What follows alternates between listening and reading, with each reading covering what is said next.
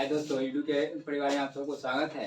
इससे पहले एक बायोलॉजी का वीडियो बना चुके हैं जिसमें बता चुके हैं कि जय प्रक्रम किसे कहते हैं, पोषण किसे कहते हैं, पोषण कितने प्रकार के होते हैं, ये सब बातें बता दिए हुए थे। इसके बाद एक और बात बताए थे कि प्रकाश संश्लेषण के लिए 4 पदार्थों की आवश्यकता होती है। जो पदार्थ है कार्बन डाइऑक्साइड, जल, क्लोरोफिल और सूर्य का लाइट। तो आज में हम उससे आगे चर्चा करेंगे कि प्रकाश संश्लेषण का क्या स्थान है। प्रकाश संश्लेषण का क्या स्थान है। कोई व्यक्ति है उसका एक अपना महत्वपूर्ण स्थान होता है, तो वैसे ही हम लोग जानेंगे प्रकाश संश्लेषण का स्थान क्या है। तो प्रकाश संश्लेषण पौधे के भोजन बनाने के लिए अति आवश्यक अगर है तो प्रकाश संश्लेषण। बिना प्रकाश संश्लेषण की प्रक्रिया के द्वारा पौधे अपना भोजन तैयार कर ही नहीं सकती है। तो प्रकाश संश्लेषण की प्रक्रिया के द्वारा ही पौधे अपना भोजन तैयार करती है। और प्रकाश संश्लेषण प्रकाश संश्लेषण के लिए पर्णहरित या क्लोरोफिल की आवश्यकता पड़ती है, जो पत्तियों में पाया जाता है। हरे पौधे जितने होंगे उसमें पाया जाता है पत्तियों में क्लोरोफिल वर्णक।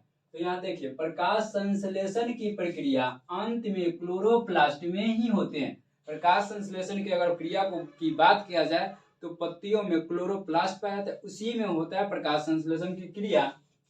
और क्लोरोप्लास्ट में क्लोरोफिल वर्णक पाए जाते हैं। क्लोरोप्लास्ट में क्लोरोफिल वर्णक पाया जाता है। क्लोरोप्लास्ट में क्या पाया जाता है? क्लोरोफिल वर्णक पाया जाता है, क्योंकि ये अधिकांश जो होता है पौधे के पत्तियों में ही पाया जाता है। क्लोरोफिल वर्णक जो होते हैं वो अधिकांश पौधे के पत्तियों में ही पाए जाते हैं, पौधे को पत्तियों में ही पाया जाता है। इसीलिए प्रकाश संश्लेषी अंग कहा जाता है। इसीलिए क्या होता है, पत्तियों को कहते हैं हम लोग प्रकाश संश्लेषी अंग। प्रकाश संश्लेषी अंग क्वेश्चन पूछता है, प्रकाश संश्लेषी अंग किसे कहते हैं? तो पत्तियों को कहते हैं। क्यों? क्योंकि पत्तियों में पर्णहरित या क्लोरोफिल पाया जाता है, इसीलिए इसे पर्णहरित भी कहा जाता है। अब देखिए, तथा हरित लवक, पत्तियों के हरित लवक जो होगा, हरित लवक को प्रकाश संश्लेषी अंग कब कहा जाता है? देखिए, पर्णहरित को प्रकाश संश्लेषी अंग कहते हैं। पर्णहरित को, पौधे में जो पर्णहरित पाया जाता है उसको क्या कहेंगे? प्रकाश संश्लेषी अंग कहते हैं। प्रकाश पत्तियों में जो पर्णहरित पाया जाता है इसको क्या कहेंगे हम लोग? प्रकाश संश्लेषी अंग कहेंगे। और हरित लवक जो पाया जाएगा, हरित लवक पाया जाएगा, उसको हम लोग प्रकाश संश्लेषी अंग कहते हैं। ठीक है। पत्तियों के बाह्य में, और पत्तियों को देखिएगा तो बाह्य में उसके त्वचा में क्या होगा? रंध्र पाया जाता है। रंध्र मतलब छिद्र होता है, रंध्र पाया जाता है। और उस रंध्र में जो होता है छिद्र मौजूद होता है, और वही जो होता है छिद्र देखिए खुलेगा बंद होगा, खुलेगा बंद होगा, इसी का काम होता है। तो कभी कभी बारिश में जाके लोग क्या करते हैं कि उस पेड़ के नीचे छिप जाते हैं, क्योंकि मुझे पानी ना पड़े। इसलिए नहीं पड़ता है क्योंकि वो रंध्र जब पानी पड़ेगा तो वो खुलेगा, और खुलेगा तो उतना दूर क्या करेगा, वो पानी को ऑब्जर्व करके रखता है। उसके बाद जब एक्स्ट्रा होने लगता है उसके बाद ही गिरने लगता है पानी। कभी कभी देखिएगा ठंडी के मौसम में कुहा पड़ता है, कुहा पड़ने के कारण देखिएगा कि सुबह में पूरा रात तो नहीं कुछ होगा, लेकिन सुबह में देखिएगा तो वहां का पूरा धरती जो होगा पूरा भींगा हुआ रहेगा। क्यों रहता है? क्योंकि रात में जितना पड़ता है, ओसा पड़ता है, फॉग जो पड़ता है, उस सबको क्या करता है? पत्ती ऑब्जर्व करके रखेगा, ऑब्जर्व करके रखता है। और सुबह में जब वो बंद होगा, मान लीजिए बोतल में पानी डाल लीजिए, अब बोतल को थोड़ा क्या कीजिए, प्रेस कीजिए, जातिए, क्या करेगा? पानी ऊपर होगा, तो वो क्या करेगा? ये देखिए यहाँ पे ये बंद होगा, खुलेगा, बंद होगा, ये जो है खुलेगा, इसमें बहुत सारा छिद्र होगा, देखिएगा बहुत सारा छिद्र पाया जाता है। तो ये जो खुलेगा बंद होगा तो इसके कारण क्या होता है, वो पत्ती की पानी जो होगा बाहर निकलेगा। अब बाहर निकलने के कारण क्या करेगा? वो धरती पे गिरेगा तो वहां पर जगह भीग जाएगा। ठीक है। तो इसमें क्या होता है, छिद्र होते हैं जो बंद और खुल सकते हैं। इन्हीं छिद्र के द्वारा वायुमंडल से, इसी छिद्र के द्वारा वायुमंडल से जो होते हैं पत्ती CO2 कार्बन डाइऑक्साइड जो होता है उसको क्या करते हैं? वह ग्रहण कर लेते हैं, उसी को ऑब्जर्व करते हैं। जैसे हम लोग कोई ये छोड़ेगा क्या? ऑक्सीजन छोड़ता है, ऑक्सीजन, पौधे ऑक्सीजन O2 छोड़ते हैं और कार्बन डाइऑक्साइड CO2 ग्रहण करते हैं। हम लोग जो छोड़ते हैं वो क्या छोड़ते हैं? कार्बन डाइऑक्साइड छोड़ते हैं। उसी को पौधे क्या करते हैं कि ग्रहण करते हैं। हम लोग ज्यादा पौधे को काटने स्टार्ट करते हैं, देखिए काटिएगा पौधे को तो होगा क्या? हम लोगों को क्षति पहुंचेगा, क्षति पहुंचे, ऑक्सीजन लेने में दिक्कत हो जाएगा। ऑक्सीजन लेने में दिक्कत होगा, बहुत सारा शरीर का बहुत सारा पार्ट्स है वह क्या करेगा? सही से काम नहीं कर पाएगा। आएगा क्या? शरीर दर्द करेगा, देह दर्द करेगा, हाथ हर एक पार्ट, हर एक शरीर का हर एक तरह का अंग दर्द करने लगा।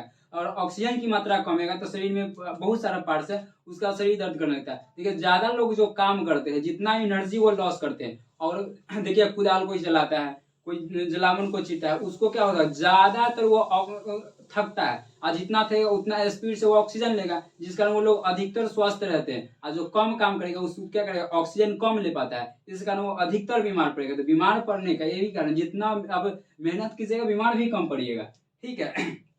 अधिकतर तो लेडीज लोग ज्यादा बीमार पड़ती है, क्योंकि थोड़ा सर दर्द गया कहेगा हम सो जाते हैं, तो इस कारण और बीमार पड़ेगा, ठीक है। कहा जाता है लोहा लोहे को ही काटता है, अगर मान लीजिए सर दर्द कर रहा है तो उसमें आप सो जाइएगा और दर्द करना स्टार्ट हो जाएगा।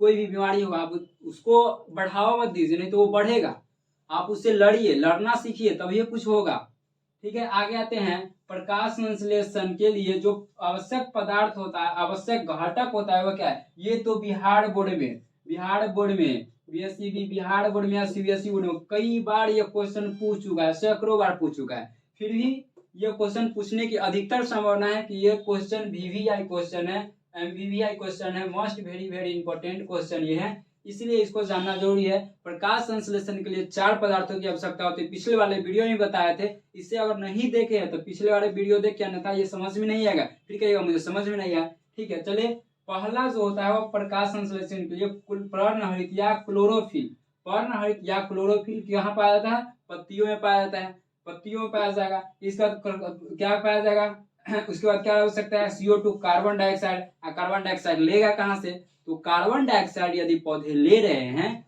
तो वो लेगा वायुमंडल से लेगा, कार्बन डाइऑक्साइड वायुमंडल से लेगा। ऑक्सीजन, यहाँ जल देखिए, जल जो होता है यह जल लेगा पौधे, जमीन से भी, जड़ से भी, जमीन से भी जल ले लेता है, इसके बाद वायुमंडल में भी देखिएगा इसमें भी जल पाया जाता है, जल की मात्रा पाया जाता है, तो यहाँ से भी जल लेते हैं। अब देखिए जाइलम का काम होता है जल को ढो कर ले जाना, देखिए जल से क्या करेगा, जल क्या करेगा, ये जाइलम जाइलम क्या करेगा, जड़ से पानी को ढो कर ले जाएगा, कितना 100% मान लीजिए 100% पानी ले आ रहा है, लेकिन ये क्या करता है, इतना बकलोल का काम करता है कि ये क्या करेगा 80% बर्बाद ले आता है, इसका 20% पानी जो होता है वही यूज करेगा पत्ती, अब बाकी इसको तो और पानी की आवश्यकता होगा, तो और पानी की आवश्यकता होगा तो ये खुद ही वायुमंडल से ले लेगा, उतना पानी खुद ही वायुमंडल से लेकर अपना काम करता है, ठीक है।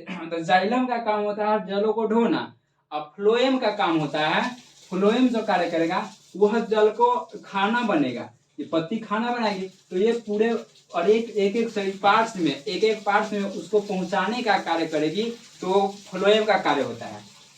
आगे हम लोग जानेंगे, H2O हो गया, इसका सूर्य का प्रकाश, ये तो बहुत महत्वपूर्ण है, सूर्य का प्रकाश जरूरी है, बिना सूर्य के प्रकाश संश्लेषण की क्रिया नहीं हो सकती है।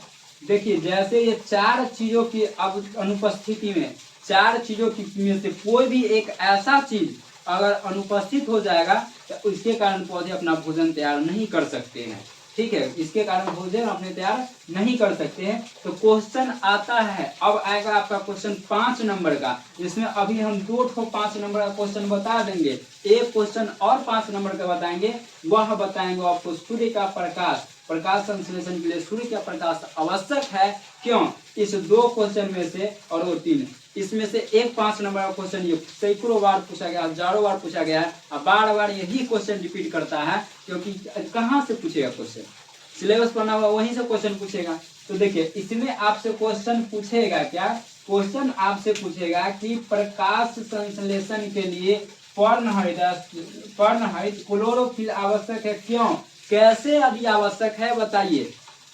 मान लीजिए हम लोग कहेंगे कि खाना हम लोग नहीं खाएं, क्या होगा, खाना नहीं खाएंगे तो निश्चित बीमार पड़ेंगे, बीमार पड़ने के बाद ऊपर ही जाना पड़ेगा। तो इसके लिए पर्णहरित यदि आवश्यक है, सूर्य के प्रकाश संश्लेषण के लिए पर्णहरित आवश्यक है, तो इसको आप प्रमाणित करके बताइए कैसे आवश्यक है। देखिए इसमें हम लिख नहीं रहे, इससे केवल मैं बताऊंगा, अगर ज्यादा दिक्कतें होगी तो वीडियो को स्लो करके देख सकते हैं, या वीडियो को रोक, लिखना कॉपी कलम बिना लिए हो तो क्लास में बैठिए नहीं, अन्यथा समझ में नहीं आएगा, ठीक है। समझ में तो आ ही जाएगा, ये जरूरी नहीं है, लेकिन लिखना पड़ेगा, एग्जाम में तो लिखना पड़ेगा। तो पहले खोपड़िया में घुसाइएगा, दिमाग लिखना स्टार्ट कीजिएगा, एक बार देख लीजिए वीडियो को, जितना हम बोल रहे हैं उसको समझ लीजिए, उसके बाद लिखना स्टार्ट कीजिएगा, तो वही होगा, अन्यथा नहीं होगा। कॉपी किताब में क्या है, वो सब तो सपना होता है, देखिए ना, दिमाग में जो रहेगा वही, कॉपी किताब थोड़े लेकर जाना है एग्जाम में दिमाग लेकर जाना है, तो कॉपी किताब को छोड़ दीजिए और पहले समझने की कोशिश कीजिए। चलिए, प्रकाश संश्लेषण के लिए पर्णहरित या क्लोरोफिल आवश्यक है, क्यों? देखिए बता रहा हूँ, प्रकाश संश्लेषण के लिए क्लोरोफिल या पर्णहरित आवश्यक है। एक क्रोटोन या कोलियस की चित्तीदार पत्ती को तोड़ लीजिए। एक पौधा आता है, उसको क्रोटोन या कोलियस के पौधे बोलते हैं, उसको देखिएगा ना तो पत्ती का जो भाग होगा उस पे आपको चित्ती चित्ती नजर आएगा, उजला भी नजर आएगा, सफेद नजर आएगा, हरा नजर आएगा। तो उसमें क्या करिएगा, सफेद चित्तियों वाला जो भाग होगा उसको रेखांकित कर लेना है। क्या करना है? रेखांकित कर लेना है, मतलब गोल घेर देना है किसी चीज से। तो एक क्रोटोन या कोलियस की चित्तीदार पत्ती को तोड़ ले, उस पत्ती को सफेद भागों पे रेखांकित कर ले। रेखांकित करने के पश्चात उसे हम लोग वाटर बाथ में रखकर उबालेंगे। क्या करेंगे? वाटर बाथ में रख के उबालेंगे। उबालने के बाद करेंगे क्या, उसे एल्कोहल में डालेंगे। पहले तो वाटर बाथ में डाल देंगे, मान लीजिए इसको वाटर बाथ में डाल के उबाल दिए, फिर इसको क्या करेंगे, एक एल्कोहल वाले बीकर में डालेंगे। एल्कोहल वाले बीकर में डालकर उसे उबालेंगे।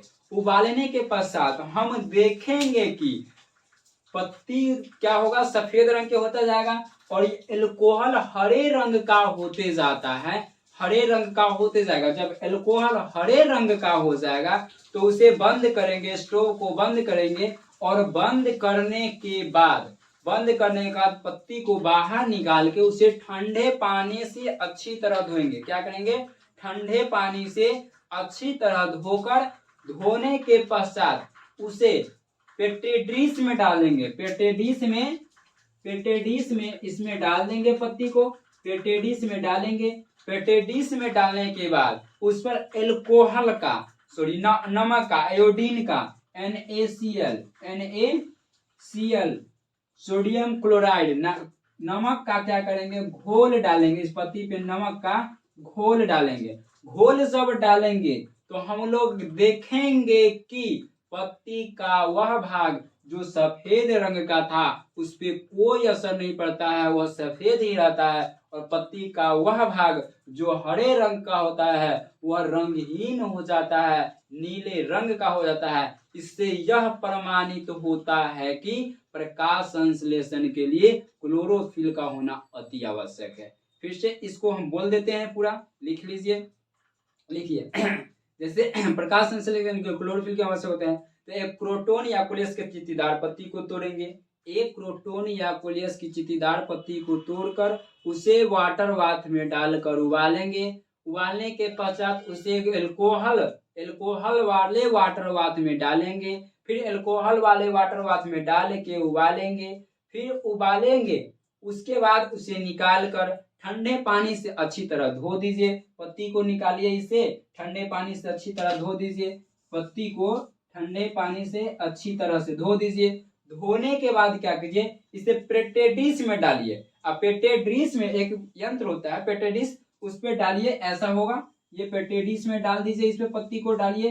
अब पेट्री में डालकर इस पर आयोडीन का बूंद डालिए। किस चीज का? आयोडीन का बूंद डालिए।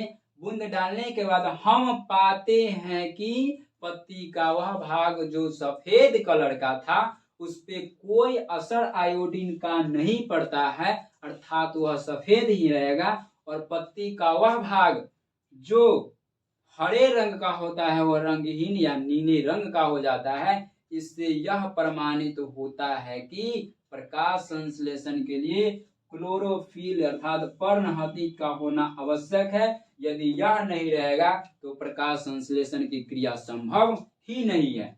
इसके बाद आता है एक CO2 कार्बन डाइऑक्साइड। प्रकाश संश्लेषण के लिए कार्बन डाइऑक्साइड क्यों आवश्यक है, इसके लिए भी मैं बता रहा हूँ। इससे पहले यहाँ देखिए जड़ है, जड़ आएगा और यहाँ से जमीन से H2O लेगा, ये लेगा यहाँ तक पहुंचाएगा, पत्ती के तक पहुंचाएगा, जल को पहुंचा देगा,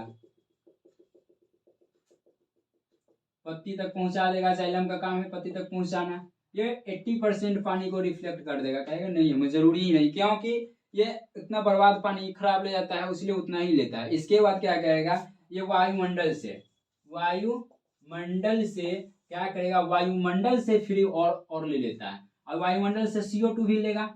यहाँ देखिए सूर्य है, सन है, ये सन है, सन से ये लाइट रिफ्लेक्ट करेगा, इस पे लाइट पड़ेगा, और यहाँ से सन का लाइट पड़ेगा, लाइट एनर्जी यहाँ से लेगा। अब देखिए लाइट एनर्जी ले लिया, CO2 ले लिया, जल ले लिया, सूर्य का लाइट ले लिया, इस पत्ती में खुद मौजूद रहता है पर्णहरित। इसी प्रक्रिया से क्या करेगा, यह खाना बनाने का कार्य करता है, प्रकाश संश्लेषण के द्वारा खाना बनाने का कार्य करता है। अब आते हैं हम लोग CO2 को जानेंगे। देखिए, एक गमले में लगा हुआ पौधे को ले लीजिए, मान लीजिए इसी पौधे को हम गमला में डाल देते हैं, इसी पौधे को गमला में डाल दीजिए, इसी पौधे को गमला में डाल दीजिए, ठीक है। एक पौधे को, गमले में लगा हुआ पौधे को ले लीजिए और इसे क्या कीजिए, इसे कीजिए या तो काला पेपर से, अन्यथा एक बोतल ले लीजिए, उस बोतल को कॉर्क को तोड़ दीजिए, बीचों बीच आधे कर दीजिए। जैसे मान लीजिए ये बोतल है, ये बोतल हो गया, ये बोतल का क्या है, इसको हम लोग काट दिए, बोतल को काट दिए, इसमें पत्ती का आधा भाग पत्ती को बोतल के अंदर डालेंगे, इसमें अल्कोहल भी डाल दीजिए, यहाँ पे अल्कोहल डाल दीजिए, अल्कोहल डालिए। अब देखिए, फिर इस गमले को क्या कीजिए, उठाकर ले जाइए, अंधेरे घर में रख दीजिए, जहां पे सूर्य का लाइट नहीं जाता हो, अंधेरे घर में डाल दीजिए। अंधेरे घर में डालने के बाद 2-3 दिनों बाद उसको फिर बाहर निकालिए। ये ऐसे लगा हुआ ही 2 घंटों से 3 घंटों, 4 घंटों भी हो, कोई जरूरी नहीं है, 4 घंटे 2-4 घंटे क्या कीजिए, इसको एक सूर्य के लाइट में डाल दीजिए, ये ऐसे लगा हुआ रहेगा। उसके बाद क्या कीजिए, इसे ले आइए, लाने के बाद फिर इसको तोड़ लीजिए, इस पत्ती को तोड़ने के बाद क्या कीजिए, इसे अल्कोहल में डाल के उबाल दीजिए। उबालने के बाद जब बाहर निकालिएगा, उसे अच्छे से ठंडे पानी से धो दीजिए। धोने के बाद जब इस पत्ती पे फिर आयोडीन का बूंद डालिएगा, इस पत्ती को तोड़ने के बाद आयोडीन का बूंद इस पे डालिए, इस पत्ती पे आयोडीन का बूंद डालिए। देखिए इतना भाग था बोतल के अंदर, जब आयोडीन का बूंद डालिएगा तो पत्ती का जो भाग बोतल के अंदर था उसमें कोई परिवर्तन नहीं होगा, पत्ती का जो भाग बोतल के बाहर था वह नीले रंग का हो जाएगा। इससे यह प्रमाणित होता है कि प्रकाश संश्लेषण के दौरान क्या हुआ है, इसमें सूर्य का प्रकाश गया नहीं है, सूर्य का प्रकाश नहीं गया, जिस कारण अर्थात CO2 लिया ही नहीं है, ले ही नहीं पाया, तो क्या हुआ, इसमें कोई परिवर्तन नहीं हुआ, इसमें ले पाया CO2, इसमें परिवर्तन हुआ। इसीलिए क्या है कि प्रकाश संश्लेषण के लिए CO2 का होना अति आवश्यक है, बिना CO2 के उपस्थिति में प्रकाश संश्लेषण की क्रिया संभव नहीं है। फिर से सुन लीजिए, इसके बाद वीडियो को एंड करेंगे। क्या करेंगे, एक गमले में लगा हुआ बटन ले लेंगे, ऐसे ही लिखना है एग्जाम में, गमले में लगा हुआ एक पेड़ को ले लेंगे, उस पत्ती को क्या करेंगे, एक बोतल को कॉर्क को बीचों बीच काट कर उसमें आधे भाग पत्ती का अंदर रखेंगे, बोतल को आधे बाहर रखेंगे। बाहर रखने के बाद उसे अंधेरे घर में ले जाकर 2-3 दिनों तक छोड़ देंगे, फिर उसे बाहर निकालकर सूर्य के प्रकाश में 2-3 घंटों तक रखेंगे। इसके बाद फिर क्या करेंगे, इस पत्ती को तोड़ने के बावजूद इसे क्या करेंगे, अल्कोहल वाले वाटर बाथ में रखकर उबालेंगे। उबालने के बाद जब उबाल देंगे इसे, तो उबालने के बाद फिर इसको क्या करेंगे, ठंडे पानी से अच्छी तरह धोने के बाद इसे पे नमक क्या करेंगे, घोल डालेंगे, आयोडीन का घोल डालेंगे। जब घोल डालेंगे इसमें ये जो डालिएगा, इसमें KOH डाला जाता है, ये जो है ये डाला जाता है KOH, कॉस्टिक पोटास का घोल इसे बोलते हैं। इसमें कॉस्टिक पोटास का घोल डालेंगे, ठीक है, कॉस्टिक पोटास का घोल इसमें डाल के, और इसे क्या करेंगे, बोतल पत्ती को तोड़ेंगे, तोड़ने के बावजूद क्या करेंगे, इसे उबालेंगे, उबालने के बाद क्या करेंगे, इसको ठंडे पानी से अच्छी तरह से धोएंगे। धोने के बाद फिर से धोने के बाद इस पे आयोडीन का NaCl का बूंद डालिए, NaCl का बूंद डालिए, सोडियम क्लोराइड का। तो पत्ती का यह भाग जो बोतल के अंदर था इसमें कोई परिवर्तन नहीं होगा, लेकिन पत्ती का यह भाग जो बोतल के बाहर था वो उसका कलर परिवर्तन हो जाएगा, वह रंगहीन हो जाएगा या नीले गाढ़े रंग का हो जाता है, जिससे इससे यह प्रमाणित होता है कि प्रकाश संश्लेषण के लिए CO2 का होना अति आवश्यक है। जाके क्वेश्चन बैंक उठा के देख लीजिए, ये क्वेश्चन CO2 का आवश्यक क्यों है प्रकाश संश्लेषण के लिए, प्रकाश संश्लेषण के लिए क्लोरोफिल क्यों आवश्यक है, कितना बार पूछा हुआ है।